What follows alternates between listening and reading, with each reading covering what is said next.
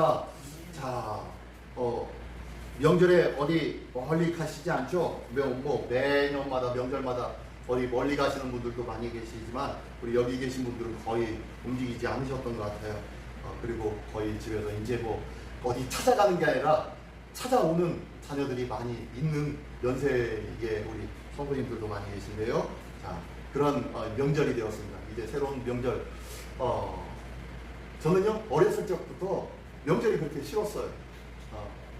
지난번에도 말씀드렸지만 저희 아버지가 외동아들이셔가지고 고모도 없으시고 오직 아버지밖에 없어요. 명절만 되면은 다른 친구들은 큰 집이다 작은 집이다 다 모여가지고 용돈도 받고 그러는데 저는 용돈 주실 분이 없어요.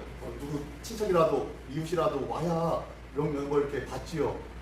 뭐 한 군데 있었지만 제가 또 어렸을 때도 부산에 살았지 않습니까? 부산 살았으니 거기에는 또 친척도 가깝게 있지도 않았었고 그러다 보니까 명절만 되면은 집에서 삼남매 저희 형님 여동생 셋이서 그냥 손가락 밟고서 있는 거예요. 그냥 멍하니 눈 쳐다보며 TV 보면서 그러면서 지냈던 것이 명절인 것 같아요. 그래서 명절이 그렇게 기쁘지 않았어요. 명자가 무슨 명자예요? 밝은 명자죠. 예, 밝은 날이에요. 기쁜 날이에요. 행복한 날이에요. 근데 저희는 명절이 별로 명절이 아니었어요. 암절이었어요. 암절. 캄캄하고 어둠치침하고 우리 가족끼리 그냥 있다가 국 끓여가지고 어머니가 때로는 수제비도 떠주시고 칼국수도 떠주시고 뭐 이렇게 하고 그거 먹고 지냈던 명절. 그래서 저는 명절이 그렇게 달갑지 않습니다. 그리고 뭐 생일이나 뭐 이런 잔치를 한다는 것들요 어색해요. 항상 이렇게 생일을 만나고 뭐 이렇게 명절에 뭐 이 모임을 갖고 하면은 굉장히 어색해요. 이상하게 몸에 안 맞는 옷을 입는 날이 명절인 것 같아요. 여러분들은 어떠세요? 여러분들에게 명절은 어떤 의미입니까? 자, 뭐 그런데요. 자, 오늘 저에게 생각되는 명절 하면 그런 생각이 들어요. 그죠? 이것이 바로 한마디로 얘기하면요. 뭐 하면은 생각나는 국어로 따지면 대명사죠. 대명사. 어떤 것, 그거, 이것, 저것 하면은 딱 가르쳐지고 지시되어지는 이런 것처럼 어떤 대명사처럼 우리에게도 우리 신앙의 삶 속에서도요 대표성의 원리라는 것이 있어요. 대표성의 원리라는 것이 있습니다. 오늘 그 대표성의 원리를 한번 나누기 원합니다. 자, 혹시 이분을 아세요? 두말하면 잔소리죠. 이분 모를 수가 없겠죠. 누구요? 손기정과 남승용. 손기정은 많이 아시는데 남승용은 누구세요? 같은 마라토너죠? 예. 1932년도인가요? 36년도인가요? 네, 베를린 마라톤 때요. 그때 우리 손기정 선수와 남승용 선수가 마라톤 선수로 나갔습니다. 베를린 올림픽 때요. 그리고 그곳에서 금메달과 동메달을 땄어요. 이 두 분은요, 히틀러를 눈앞에서 본 사람이시고요. 히틀러가 그 앞에 와가지고 행사를 또 폐회 시간 아닙니까? 가장 마지막 경기가 올림픽의 마지막 경기가 이 마라톤 아닙니까? 아무튼 폐회식이 있었던 곳에서 이렇게 금메달과 동메달을 딴 선수가 바로 이 손기정과 남승용입니다. 근데요, 손기정, 남승용 금메달과 동메달 땄으면은 기쁨에 차야 되잖아요. 기뻐하고 해야 되잖아요. 얼굴이 명절이 돼야 되잖아요. 근데 얼굴이 명절이 아닙니다. 지금 기도하는 것도 아니고 고개를 숙여가지고 묵념하는 것도 아니고 다른 뒤에 있는 저 독일 사람 같은데요. 외국인은 다른 데가 이렇게 쳐다보고 있는데 이 남승용과 손기정은 고개를 푹 숙이고 있습니다. 이게 바로 1936년에 베를린 올림픽 마지막 시간 그 시상식에서 있었던 광경입니다. 왜 그래요? 이유가 뭐 때문에 그래요? 나라 없는 슬픔. 네, 나라 없는 슬픔이죠. 지금 옆쪽에 오른편 여러분들 보시기에 오른편에 있는 27번을 단 선수가 손기정 선수고 저쪽에 있는 선수 26번을 단 선수가 남승용 선수인데요. 손기정 선수는 묘목을 가슴팍에다가 탁 놓고 고개를 숙이고 있습니다. 이유는 뭐 때문에 그랬다고 했죠? 가슴팍에 있는 이 일장기가 수치스러운 거예요. 나는 조선인인데 나는 대한제국 사람인데 이 일장기를 달고 나왔으니 이것이 창피해서 묘목을 탁 앞에 둔 거예요. 근데 옆에 있었던 남승혁은 저 묘목도 주지 않았나 봐요. 동메달이라고요. 그랬더니 이 남승혁이 어떻게 행동합니까? 좀 옷 입은 스타일이 좀 그렇지 않습니까? 옷 입은 스타일이 어떤 스타일이에요? 배바지 스타일이죠. 배바지 스타일. 바지를 끌어올려서 위에다가 놓고, 그리고 지금 여기 화면은 잘 안 보이는데 컴퓨터로 볼 때는 조금 더 뚜렷하게 보이는데, 윗옷을 끌어내려가지고 쭉 내려가지고 목이 좀 늘어나 있는 옷에 쭉 내려가지고 바지로 덮으려고, 뭘 덮으려고요? 일장기를 좀 가려보려고 애쓰고 고개를 숙이고 있는 모습이 남승입니다. 자기 나라가 없다는 것, 자기 나라의 이름으로 자기 나라 국가대표로 나오지 못했다는 것, 이것이 이 두 분에게는 어마어마한 창피함이었어요. 괴로움이었어요. 이분들이 조선인이었지만, 우리나라 사람이었지만, 이곳에서 딴 메달, 금메달과 동메달은 우리나라 통계에, 대한민국 통계의 금메달로 집계가 됩니까? 안 됩니까? 안 돼요. 일본의 것으로 집계가 됩니다. 아직까지 돼요. 그래서 우리나라에는요, 96년도까지 저기가 없었어요. 금메달이 없었어요. 마라톤에서. 그것을 해결한 사람이 누구예요? 1992년이네요. 92년에 바르셀로나 올림픽 때 황영조에 의하여서 금메달을 땄죠. 거의 60년 만에 60년 만에 이 황영조 선수가 바르셀로나 올림픽에서 금메달을 땀으로 인해서 이때부터 비로소 대한민국의 마라톤 금메달이 이제 시작되어졌습니다. 참 이 나라의 대표가 얼마나 소중한지 몰라요. 그죠? 똑같이 이렇게 위대한 승리를 2명씩이나 했음에도 불구하고 더 이상 우리나라 대표가 아니기 때문에 결국에는 아무런 의미 없고 가치 없이 우리나라에서는 취급이 되어져 버리고, 물론 그분들이 체육 무슨 순장을 탔어요? 두 분 다 순장을 탔습니다. 그러나 결국에는 기록되어 있는 금메달은 황영조 선수가 처음이에요. 이게 바로 대표입니다. 내가 어떻게 대표로 나가는지, 어느 대표에 있는지에 따라서 달라지는 거예요. 내 마음은 아니야 라고 해도요, 내가 그곳의 대표면 어쩔 수가 없어요. 아무리 부끄러워도요, 어쩔 수 없어요. 나 이거 부인하고 싶어 라고 하면 가리고 싶어도요, 어쩔 수 없어요. 어쩔 수 없이 일본의 메달로 카운팅이 됩니다. 이게 바로 이 땅의 원칙이라는 거예요. 자, 대표성의 원리다라고 하는 것은요, 바로, 자, 한번 볼까요? 자, 사망의 대표자, 성경적으로 사망의 대표자 누구요? 아담. 예, 아담으로 말미암아 이 땅에 죄가 들어왔고 사망이 시작되어졌습니다. 그렇죠? 그래서 이 땅의 모든 사망의 대표자는 바로 아담이에요. 두 번째로, 그러면 반대로 생명의, 부활과 생명의 대표자는 누구예요? 예수 그리스도. 두 번째 아담이신 예수 그리스도입니다. 이게 바로 대표성의 원리예요. 아니 세상에 그분들은 아니 태초의 아담, 그리고 2000년 전에 예수, 그분과 나와 아무런 상관이 없고 한 번도 보지도 못했던 그분들인데 어떻게 나와 무슨 연관이 있으니까 라고 하지만요, 이 대표성의 원리에 의하면은요 절대로 그럴 수가 없습니다. 자, 대표성, 이런 의미가요, 이런 의미예요. 그죠? 한번 읽어볼까요? 시작. 특정된 한 개체가 또 다른 다수의 개체를 대신하는 것, 이게 바로 대표예요. 대표성의 원리예요. 우리 교회에 이제 구청이나 시청에서 세금 이러이러한 일들로 이렇게 있습니다. 몇 월 며칠까지 구청으로 나와 주십시오 하면서 시민교회 이름으로 만약에 무언가가 통지서나 뭐 이렇게 추석 요구서가 발급되어져 가지고 저희가 받잖아요. 받으면 누가 갑니까? 우리 교회 성도님들 다 구청으로 갈까요? 아니에요. 누가 가요?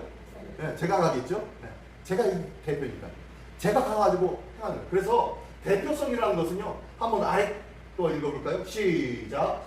어떤 단체나 법인의 기관이 어떤 행위를 하면 그 단체나 법인의 행위와 같은 법률 효과가 발생하는 것, 이게 바로 대표성이라는 거예요.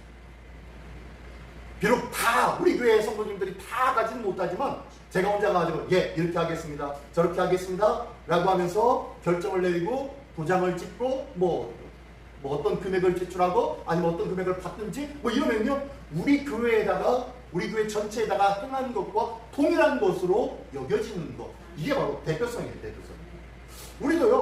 우리도 그렇게 하면서 우리 살지 않습니까? 우리나라 대표는 누구예요? 우리나라 대표는 누구예요?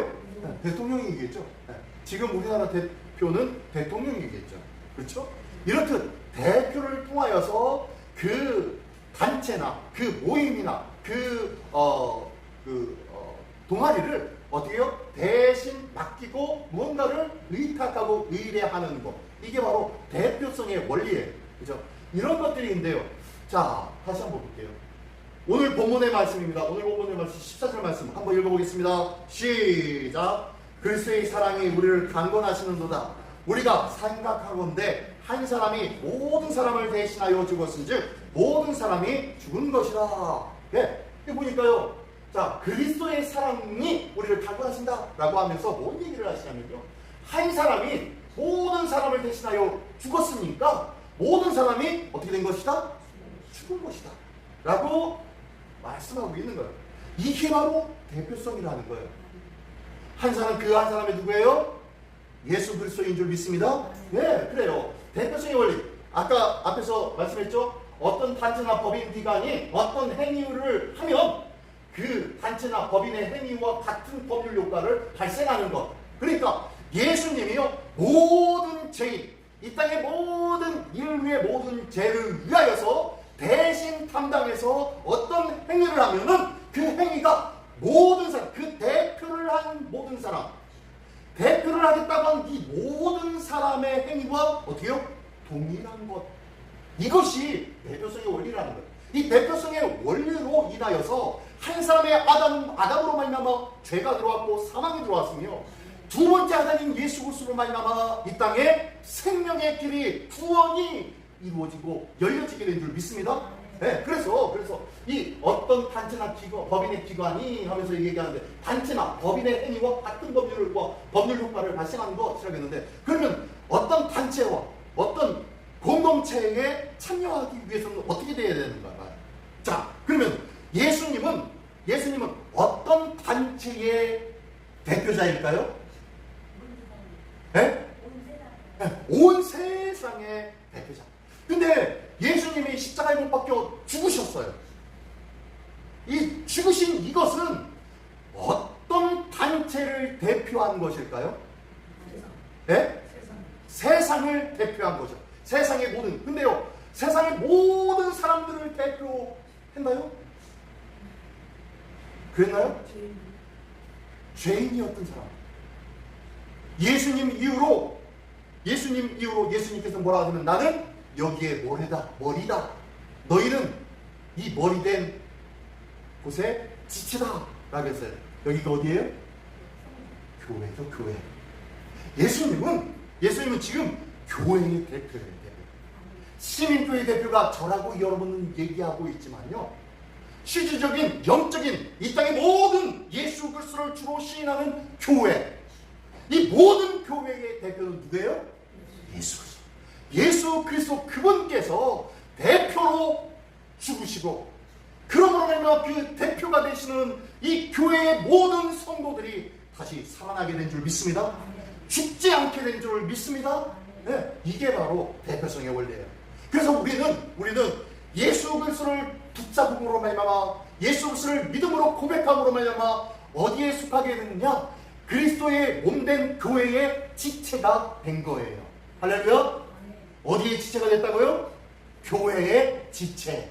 우리 모두가 교회의 지체예요. 누구는 팔, 누구는 다리, 누구는 혀, 누구는 눈, 누구는 귀.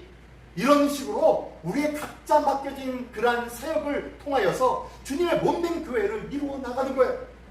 여러분은 우리 시민교회에 어떤 지체의 역할을 감당하고 있습니까? 그 지체의 역할을 감당하며 나의 대표자가 되는 나의 머리가 되시는 예수 그리스도를 늘 기뻐하며 감사하며 그분으로 인하여 내가 생명을 얻었습니다 고백하며 찬양하는 우리 모두가 되시기를 예수님의 이름으로 축원합니다. 아멘. 예, 이게 바로 대표성의 원리인데요. 대표성의 원리 중에서 보니까요, 누가 이런 대표적인 일들을 행하였다고 했죠? 여기 보니까요, 14절의 말씀을 보니까 누가 이런 행위를 했다고요? 한 사람이 모든 사람을 대신하여 죽었은즉 모든 사람이 죽은 것이라 라고 했는데, 그 한 사람이 누구예요? 예수님. 예수님을 이 말씀 14절에서는 뭐라고, 누구라고 얘기하고 있어요? 그리스도. 예, 할렐루야. 그리스도라고 얘기하고 있습니다. 자, 오늘 본문의 말씀, 우리 본문의 제목, 오늘 설교의 제목, 오늘 설교의 제목이 뭐죠? 시작. 네, 그리스도로 충만하라. 자, 오늘 그러면 그리스도의 사랑이 우리를 강구하신다 라고 얘기하면서 그리스도라고 했는데, 그리스도로 충만? 우리를 대표하여 주셔서 내가 죽어야 할 그 죽음의 일들을 대신 담당하신 그분을 어떻게 한번 알아보는데, 그분이 그리스도래요. 그리스도. 예수 그리스도인데, 예수라는 단어가 없이 그냥 그리스도라고 했는데, 한번 그리스도가 한번 봅시다. 그리스도라. 자, 크리스토스죠. 보통 이제 기도원 같은 데 보면은요, P, X 이렇게 써 있는 것이 많이 있어요. 그죠? 기도원이나 이런 마크를 보면 P, X, 이 PX가 아니라요, 원래는 여기 보니까 그리스도는요, 헬라어로 크리스토스예요. 크리스토스. 그래서 X가 크시, 그 다음에 P라고 알고 있는 것이 로예요. 로. 그래서 R 발음입니다. R 발음을 내는 기호예요. 그래서 그 X와 R 발음입니다. 그래서 크리스토스예요. 이게. 근데 이것을 PX라고 했는데 실질적으로는 XR, 이 바로 그리스도예요. 그리스도. 어쨌든 예, 그리스도인데요. 자, 이게 바로 그리스도가 바로 기름 부음을 받은 자라는 뜻이에요. 뭘 받았다고요? 기름 부음을 받은 자가 있었는데, 기름 부음을 받은 자. 자, 구약에 세 종류의 사람이 있다고 했죠. 자, 첫 번째 어떤 사람이 기름 부음을 받습니까? 첫 번째는 왕, 두 번째는 제사장, 세 번째는 선지자. 예, 이 세 사람입니다. 자, 우리 잘 기억하시죠? 자, 이런 사람을 가리켜서 구원자라고 해요. 구원자. 왜 구원자라고 하냐면요, 자, 그리스도가 하는 일이 이런 일들을 하는 거예요. 그리스도는요, 왕이신 그리스도는 어떤 사역을 하느냐? 말씀으로 다스리는 거예요. 내 임의로, 내 생각으로, 내 의도한 바대로 다스리는 것이 아니라 무엇대로 다스린다고요? 말씀대로 다스리는 자가 왕이에요. 요즘 우리가 열왕기 하를 수요 성경 나눔 시간에 하고 있습니다. 열왕기 하를요. 열왕기 상이요. 죄송합니다. 열왕기 상을 하고 있었는데, 이제 요번 주까지가 이제 솔로몬이 나오는데, 요번 주에는 솔로몬의 타락이 나옵니다. 어쨌든 솔로몬부터 시작해가지고 어쨌든 나오는데, 자, 통일 왕국 시대에 세 왕이 있어요. 통일 왕국 시대. 첫 번째 초대 왕이 누구죠? 사울왕. 두 번째 왕이 다윗왕. 세 번째 왕이 솔로몬왕. 통일 왕국 시대에 이 세 왕이 각각 40년 동안 이스라엘을 다스렸습니다. 120년 동안.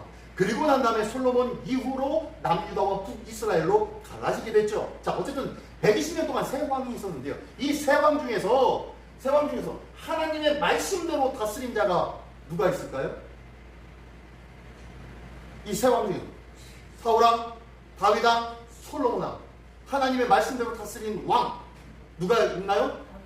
다윗왕이, 예, 그래도 다윗왕이 나올 줄 알았어요. 그런데 다윗왕도 자기의 육적인 정욕에 선을 넘지 못했어요. 그죠?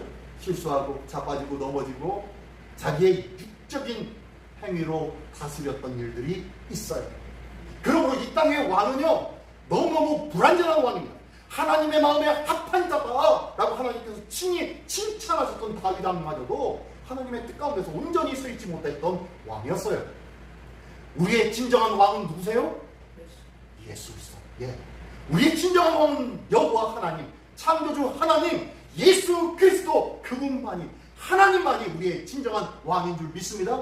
예. 그래서 그리스도는 바로 왕, 말씀으로 다스리는 자, 말씀이신 예수님께서, 말씀이신 하나님이 이 땅에 오셔서 이 땅에서 말씀을 전하셨습니다. 그런데도 사람들이 이 말씀을 들었다 안 들었다? 네? 안 듣는 사람들이 대반이었죠.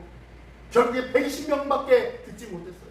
나 끝까지 남아서 예수님의 말씀대로 성령을 삼아하며 나가야 될 방에서 성령을 기다렸던 자는 120명밖에 되지 않았다는 거예요. 그러나 120명의 그 사람들이 2000년이 지나서 이 전 세계의 제 첫 번째 기독교가 제일 큰 종교가 되었죠. 어쨌든 이 그리스도라는 왕은 말씀으로 다스리는 자예요. 두 번째는요, 제사장입니다. 제사장도 그리스도예요. 제사장은 어떻게 하는 자이냐? 바로 거룩하게 하는 자예요. 거룩하게 합니다. 어떻게 거룩하게 합니까? 무엇으로 거룩하게 합니까? 무엇으로 거룩하게 하죠? 네, 제사를 통하여서. 제사를 통하여서 죄되었던 사람을 정결하게 행하는 일들을 감당하고 있는 자가 바로 이 제사장의 역할이에요. 그래서 그리스도는요, 말씀으로 다스리고 또한 우리를 거룩하게 하는 자가 그리스도예요. 세 번째, 선지자. 선지자 그리스도가 나오네요. 선지자 그리스도는 뭐 어떤 자예요? 시작! 말씀을 선포하는 자. 예. 하나님의 뜻을 깨닫고 하나님의 뜻을 듣고 이것을 가감없이 선포하는 자. 그런 자가 바로 이 선지자였어요. 선지자가 바로 그리스도라는 거예요. 하나님의 말씀을 온전히 선포하는 것, 가감하지 않냐고 선포하는 그 자체가 하나님의 말씀을 가르치고 그리고 그 말씀으로 많은 영혼들을 이끌어가는 것, 그 자가 바로 선지자였어요. 근데요, 이 선지자가 하나님의 말씀을 선포하고 가르쳤는데 이 말씀을 많은 사람들이 듣고 따라왔나요? 안 따라왔어요. 안 따라와서 어떻게 됩니까? 네.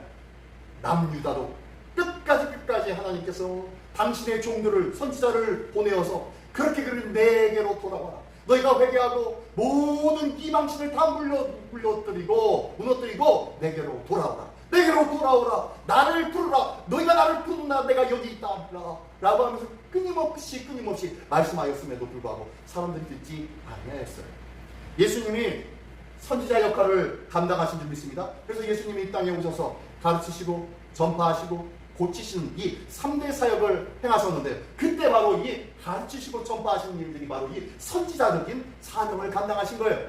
그리스도이시기 때문에요. 자, 말씀을 선포하는데 예수님께서도 말씀을 선포했는데 진정한 참 왕이시요 참 제사장이요 참 선지자이신 예수 그리스도가 이 땅에 오셔서 말씀을 전하시는데도 사람들이 들었다 안 들었다? 이게 문제예요. 그죠? 끊임없는 문제는 계속되어지고 있어요. 그래서 이 문제의 여지를 우리에게 넘겨주신 거예요. 그리고 우리의 바톤을 이어받은 우리가 어떻게 하는 거예요? 이 그리스도의 사명을 대신 감당해서 살아가는 것이 이 땅에서 예수 믿는 하나님의 백성이 된 자들이 행할 일들이 바로 이 일이에요. 그래서 너희는 왕같은 제사장이라고 말씀하고 있어요. 그래서 너희는 땅 끝까지 이르러 내 이름을 증거하라고 말씀하고 있어요. 왕, 제사장, 선지자 역할을 우리에게 당부하셨다는 것을 믿으시기 바랍니다. 이게 바로 그리스도께서 하신 사역이셨고 또한 우리에게 또한 맡겨주신 사역이신 줄 믿습니다. 이 귀한 사역에 힘을 다하시는 우리 모두가 되기를 원합니다. 자, 그리스도는 이런 분인데 예수님께서 그리스도의 사역에 대해서 글을 쓰신 분이 있어요. 앤드류 머레이라는 이 목사님이 있는데요. 이 목사님은 언제 분이시냐면 1828년에 태어나서 1917년에 돌아가신 분이에요. 100년 전에 돌아가셨습니다. 100년 전에. 약 150년 전에 사역하시고 많은 책자를 남겼습니다. 240편의 책자를 남기셨는데 이분은요 주로 기도와 성령 충만의 삶을 통하여서 영성의 삶 그리고 하나님의 말씀과 함께하는 그러한 삶 속에서 있는 많은 일들, 그런 영적인 일들을 글로 썼어요. 그래서 약 240여 편의 책이 있는데 그 중에서 우리나라에 번역된 책들 너무너무 많이 있고 선배 목사님이나 그리고 지금 현 신학생이라든지 이 앤드류 머레이의 책을 한 권이라도 안 갖고 있는 사람은 없을 정도로 아주 유명한 목사님이고 또한 신학자이고 설교가이고 저술가예요. 이분으로 인해서 굉장히 큰 영향력을 그 중에서 순종의 학교라는 이 책이 있는데요. 한 120페이지 정도밖에 안 되는 얇습니다. 이분 책 자체가 좀 더 얇아요. 그렇게 두껍지 않습니다. 근데요, 이 책에 뭐라고 나와 있냐면 그리스도의 사역을 말씀하고 있는데요. 어떤 얘기냐면 네모칸에 보니까요. 아담의 불순종으로 우리가 죄인 되었다 라고 하면서 시작되어지는 단락이 있어요.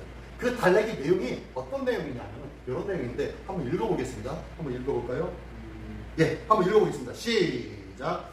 하나님께서 에덴 동산에서 아담에게 요구하셨던 유일한 한 가지는 순종이었습니다. 피조물이 하나님을 영화롭게 하고 그의 은총과 복을 누릴 수 있게 하는 한 가지는 순종뿐입니다. 예. 자, 하나님께서 우리에게 요청하고 있는 것이 있었는데 그것이 뭐였다고요? 순종. 네. 에덴 동산에 아담에게도 요구한 것이 그냥 딱 한 가지, 딱 한 가지. 동산에 있는 많은 열매 맺는 실과는 다 따먹어도 좋아. 근데 딱 동산 중앙에는 선과 악을 알게 하는 나무의 열매는 먹지 마 라고 하면서 그거 딱 한 가지. 그래서 이 말에 순종하기를 원하셨어요. 하나님께서 원하신 것은 이 말에 순종하는 것을 원했다는 거예요. 그러나 순종을 했다 안 했다? 안 했지요. 네. 자, 그래서 한번 죄가 시작. 죄가 이 세상에서 행사해온 세력과 파멸의 유일한 원인은 불순종입니다. 우리에게 쏟아지는 모든 저주는 우리에게 전가된 불순종 때문입니다. 우리 속에서 작용하는 죄의 세력은 모든 세력이 바로 이것입니다. 라고 합니다. 자, 이것이래요. 뭐요? 불순종이라는 거예요. 우리 안에서 끊임없이 작용하는 것이 있는데 그것이 뭐라고요? 불순종의 욕구가 끊임없이 작용한다. 그래서 우리는 청개구리 심보를 가지고 있죠. 그렇죠? 그래서 부모님이 아이에게 뭐 해라 라고 하면 절대로 하기 싫어요. 선생님이 이거 하지 말아라 하면 그것도 하기 싫어요. 이건 절대로 뜯으면 안 돼 라고 하면 절대로 뜯어가지고 한번 보고 싶어요. 이게 사람 마음 아니에요? 그죠? 불순종이 우리 안에서 역사하고 끊임없이 된다. 그러고 난 다음에 우리가 시작. 우리가 아담의 본성을 받을 때 그의 불순종을 물려받고 그래서 불순종의 아들들도 태어나는 것입니다. 예. 그래서 우리가 불순종의 아들들이 되어지는 것입니다. 라는 거예요. 아담의 본성을 그대로 이어받아서 불순종하게 되어지니까 우리는 태어나면서부터 어쩔 수 없이 뭐다? 불순종의 자녀들이다. 라고 얘기합니다. 자, 그러면서 불순종의 아들들을 제거해야 된다. 라고 하면서 이야기합니다. 그리스도께서 오셔서 한번 읽어볼까요? 시작. 그리스도께서 오셔서 행하여야 하는 한 가지 사역은 이 불순종, 곧 불순종의 저주와 지배, 그 악한 성격과 행실들을 제거하는 것이었음이 분명합니다. 네. 네. 하나님께서 예수님께서 이 땅에 오셔서 행하시는 것이 딱 한 가지는 뭐예요? 제거하는 거예요. 제거하는 거. 뭘 제거해요? 악의 뿌리를 잘라내고 하나님께 순종하는 생활로 회복시켜 주시는 것, 이것이 바로 예수님께서 이 땅에 오셔서 행하셨던 일입니다. 자, 우리는요 끊임없이 불순종의 삶을 살아왔습니다. 그죠? 이 끊임없이 살아오게 된 이 불순종의 인생, 죽어도 말을 안 듣고자 하는 이 마음을 어떻게 해요? 제거하려고 예수님이 이 땅에 오셔서 대신 죽으셨다는 거예요. 예수님이 2000년 전에 나를 위해서 대신 돌아가셨음을 믿으십니까? 이것을 믿으시고 예수님의 권속으로 예수님의 교회 공동체 안으로 한 소속이 된 줄 믿으십니까? 그렇다면은 이제 예수님께서 이 땅에 오셔서 행하시고 사역하셨던 것, 그 중에서 뭘 제거해요? 불순종의 요소를 제거하는 것, 이것이 우리에게 있어야 되는데 이것이 있다 없다? 없다는 거예요. 끊임없이 없더라는 거예요. 끊임없이. 다시 한번 아래 한번 읽어볼까요? 악의 뿌리를 잘라내고 시작. 악의 뿌리를 잘라내고 하나님께 순종하는 생활로 회복시키는 것이 였습니다. 네, 이게 바로 누구의 사역이었어요? 예수 그리스도의 사역이었다. 그리스도께서 이 땅에 오셔서 마땅히 감당하고 싶었던 것이 바로 이 제거시키는 거예요. 그래서 우리를 다시 어떻게 되는 거예요? 회복시키기를 원하셨다는 거예요. 근데 우리는 끊임없이 그것에 대해서 부인하고 있죠. 내가 하나님의 자녀입니다. 나는 예수 믿습니다. 나 교회 다녀요. 나 예수 믿는다. 나 사회를 받았는데, 나 집사인데, 권사인데, 목사인데, 장로인데 라고 하면서 나는 끊임없이 예수 그리스도를 부인하며 살더라는 거예요. 자, 그렇습니다. 예수님께서 이 땅에 오셔서 행하신 일들, 이것을 제거하기 위한 삶인데, 첫 번째, 이 제거하기 위해서는 첫 번째 뭘 해야 되는 거예요? 1번 어떤 걸 어떻게 해야 된다고요? 옛 성품을 어떻게 해요? 버리는 것이 필요하다는 거예요. 창세기 12장 1절에 보니까요, 너의 고향과 친척과 아비 집을 떠나, 이게 누구에게 얘기한 거예요? 아브라함에게 하나님께서 아브라함을 부르실 때 너는 너의 본토 친척 아비집을 떠나. 자, 이게 과거 성경이고요. 너의 고향과 친척과 아버지 집을 떠나라는 거예요. 우리는 떠나지 못함으로 인해서 문제가 이 땅에 그대로 있다는 거예요. 떠나야 되는데 떠나지 못하는 이 모습 때문에 우리의 삶 속에서요 끊임없이 불순종의 삶을 살고 있더라는 거예요. 나는 예수 그리스도를 믿습니다. 믿어요 라고 하는데 그렇지 못하고 있다는 거예요. 자꾸 나는 예수 그리스도를 믿는데 나 하나님 자녀인데요 라고 하면 뭐합니까? 라고 하면 뭐예요? 왜요? 이렇게 됐는데 지금 자기는 묘목으로 자기 눈앞에 있는 이 일장기를 가리고 싶고 바지를 축게 올려서 일장기를 가리고 싶은 마음, 어쩌면서 고개 숙여가지고 이건 아닌데 라고 하는 마음이 있지만 결국에는 이 금메달과 동메달은 어디 나라 거예요? 일본 거예요. 우리가 똑같아요. 하나님의 자녀가 되었음에도 불구하고 우리가 온전히 회복되어지지 못하는 이유 중에 하나가 이거예요. 그렇죠? 우리가 뭐 한 거예요? 불순종의 이 쓴뿌리를, 옛 성품을 제거하지 않은 이것 때문이라는 거예요. 골로새서 3장 5절 한번 읽어보겠습니다. 골로새서 3장 5절 시작. 그러므로 땅에 있는 지체를 죽이라. 곧 음란과 부정과 사욕과 각한 정욕과 탐심이니 탐심은 우상 숭배니라. 아멘. 우리의 생각과 우리의 마음은 항상 요거밖에 없다는 거예요. 항상 요거밖에 없으니까 이 땅에 있는 지체를 죽이는 것, 옛 성품을 버리는 것이라는 거예요. 이것을 버리는 것이 바로 우리 주님 앞에 순종의 삶으로 회복되어지는 삶이 바로 이 모습이라는 거예요. 우리 주님께서 기뻐하시고 원하시는 것이란 말이에요. 자, 이렇게 우리 주님께로 회복되어졌다면 그것으로 끝나느냐? 아니요. 뭐가 필요해요? 두 번째는 거룩한 삶을 사는 것이 필요하겠죠. 거룩한 삶을 사는 것. 너는 너의 본토 친척 아비집을 떠나 뭐라고요? 내게 보여줄 땅으로 가라. 아브라함에게 얘기하고 있죠. 가라고 얘기하고 있어요. 너 떠나서 가라. 내가 보여줄 땅으로 가라. 내 명령대로 내가 말하는 곳으로, 내가 행하라고 하는 곳으로 가라 라고 말씀하고 있죠. 자, 직접 행하라고 말씀하고 있어요. 그것이 바로 거룩한 삶을 사는 것이라는 거예요. 근데 이 거룩한 삶은 어떤 것이냐? 바로 디모데전서 4장 5절입니다. 한번 읽어볼게요. 시작. 하나님의 말씀과 기도로 거룩하여 지내라. 말씀과 기도예요. 우리가 우리의 옛 삶의 일들을, 옛 모습을, 옛 성품을, 옛 습관을 우리가 떨쳐보냈다면요, 우리의 심령은 어떻게 해요? 청소되어지고 비어진 마음인 줄 믿습니다. 이 비어진 심령 가운데 그냥 내버려두면 또 누가 찾아와요? 사람마귀가 찾아옵니다. 예수님의 비유 속에서도 있었잖아요. 그죠? 예수님의 사범 속에서도, 예수님의 사역 중에서도 귀신을 쫓아냈는데 다음에 어떤 귀신이 들어와요? 7 귀신이 들어왔잖아요. 더 큰 귀신이 들어왔잖아요.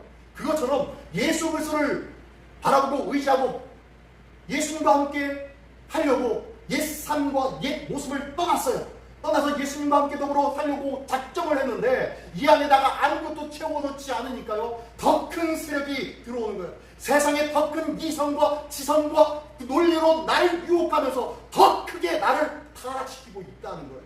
그러므로 인해서 예수 그리스도를 믿는 자, 옛사람을 벗어버린 자, 새로운 삶으로 작정하고 새로운 삶으로 발걸음을 시작하는 자, 이런 자에게 반드시 필요한 것이 있는데 다시 그 안에다 뭘 채워요? 기도와 말씀으로 채우는 일이에요. 이 기도와 말씀은 바로 누구의 이름으로 쓰여지고 고백되어져야 되는 것입니까? 예수 그리스도의 이름. 예수의 이름으로 모든 성경은 예수님에 대해서 쓰여졌지 않습니까? 그래서 예수님에 대해서 모든 기도는 누구의 이름으로 기도해야 된다? 예수의 이름으로. 그러므로 예수의 이름으로 충만한 삶이 바로 기도와 말씀이에요. 끊임없이 정시 기도를 합시다. 끊임없이 아침마다 하나님의 말씀을 한 번이라도 한번 들어봅시다. 끊임없이 우리가 행하고 있고, 그리고 운동을 시행하고 있잖아요. 그죠? 이것이 바로 하루하루를 살게 하고 하루하루를 하나님의 말씀 속에 거룩하게 구별된 삶을 살게 하는 큰 원동력이 될 줄 믿습니다. 이 귀한 삶을 살자는 거예요. 이 귀한 삶을 통하여서 하나님 앞에 온전히 회복되어지는 우리 모두가 되기를 원합니다. 이 귀한 모습으로 오늘도 새롭게 맞이하고 또한 만날 수 있는 이 명절 기간에 많은 사람을 만날 때에 내 안에 있는 예수 그리스도가 철철철철 넘쳐 흐르기를 원합니다. 내 안에 기쁨의 예수 그리스도, 소망의 예수 그리스도, 참된 구원의 놀라운 감격이 있었던 있었던 예수 그리스도, 그 예수 그리스도가 철철철철 넘침으로 말미암아 가는 곳곳마다 예수로 충만하기를 원합니다. 최건능 목사님이죠. 최건능 목사님이죠. 우리 많이 들어보셨을 줄 알아요. 최건능 목사님이 가장 PCK치로 가장 증거하는 딱 한 마디죠. 예수 천당 부신이죠. 예수 천당 외쳤어요. 평양에서 외쳤는데 결국에는 잡혔습니다. 일제히 잡혀가지고 그것 때문에 고문을 당합니다. 고문을 당하는데 열이 때려도 저리 때려도 때릴 때마다 예수 천당, 여기마저도 예수 천당, 저기마저도 예수 천당, 이거밖에 안 나오는 거예요. 그래서 너는 도대체 네 안에 뭐가 있길래 예수 천당 그거밖에 모르냐? 라고 하면서 고문하고 있었던 순경이 물어봐. 그랬더니 하는 말이, 나는 내 안에 예수밖에 없어. 나는 예수밖에 없어서 나를 어디 때리든 예수밖에 나오지 않아. 내게 나올 것은 예수밖에 없어. 당신이 들을 수 있는 말은 예수밖에 없어. 더 때려보시오. 라고 하면서 고백했다는 거예요. 이게 바로 예수 충만입니다. 그리스도로 충만입니다. 최건능 목사님의 신령에는요, 더 이상 세상에 다른 것들이 들어갈 틈이 없어요. 예수밖에 없기 때문에. 예수밖에 없기 때문에. 그 예수로 충만한 우리 시민교회요, 그 예수로 충만한 이 명절 기간이 되시기를 예수님의 이름으로 축원합니다. 예수의 이름으로 충만한 시민교회가 되어서 이 명절이 주 안에서 복되고 의롭고 아름다운 순종과 회복의 모습이 나타나는 우리 모두가 되시기를 예수님의 이름으로 축원합니다. 기도하겠습니다.